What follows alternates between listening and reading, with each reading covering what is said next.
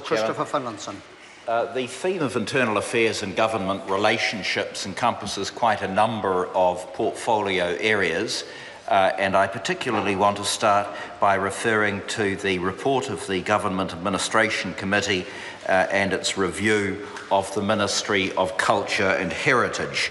And I particularly refer to the category of World War I commemorations and begin by thanking the previous speaker, the member for Port Hills, for her very generous comments. I do appreciate them.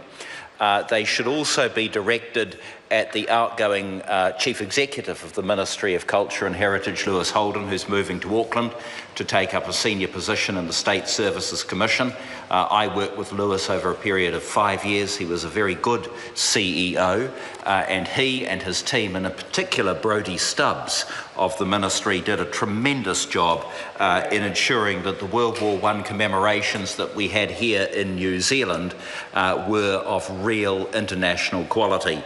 So I am very pleased that in terms of continuity, the government of the 1930s established the Carillon and the War Memorial, and then the previous government established the Tomb of the Unknown Warrior. This government has been lucky enough to continue that tradition by developing the park and the tunnel, and I think we should all be very pleased with what we achieved.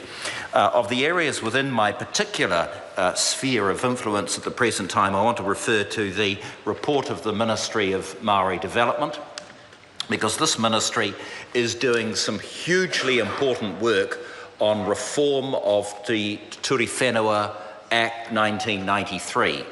11% of the North Island is governed by this legislation. 80% of that land is undeveloped or underdeveloped, and there have been a number of reports which have been released, and I particularly refer to the recent MPI report that says if we can free up this land for development, it could be worth up to $8 billion to the Maori economy and create thousands of jobs with inputs of a couple of $1 billion. And so this government has said it's worth the challenge. And I pay tribute to the people in the ministry, the advisory groups, who have done so much work on this particular exercise. It's hugely important work. I'd go so far as to say it is one of the biggest pieces of economic reform which this government has undertaken. And very shortly, an exposure draft is going to be released so that people can talk about it. There have been some people who have been saying there hasn't been enough consultation. There's been a glut of consultation up and down the country, talking to people to make sure that we get it right, because this is a complete rewriting of the legislation and it's hugely significant for New Zealand. I also want to say something about treaty negotiations. It's never easy to advance treaty negotiations, but we are making very good progress. And I particularly want to acknowledge the very good work of the Office of Treaty Settlements and Crown negotiators like Paul Swain and Rick Barker. You know, they're fine people. They could have stayed in here in opposition, hurling insults across the chamber, getting bored, but instead they got out into the wide world working with me, not for me, but with me. And I'd like to think that they and the other Crown negotiators are making very good progress.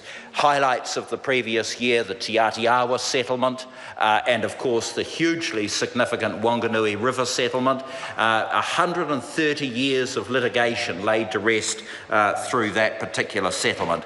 And there's a huge amount of work which is being undertaken at the moment, and every person in the Office of Treaty Settlements is utterly dedicated to the job at hand, and I believe we are making good progress. And I also want to say that the Maori Affairs Select Committee, first under the chairmanship of Mr. Henare and more recently under the chairmanship of Mr. Korako, have been doing tremendous work in pushing the legislation through the House.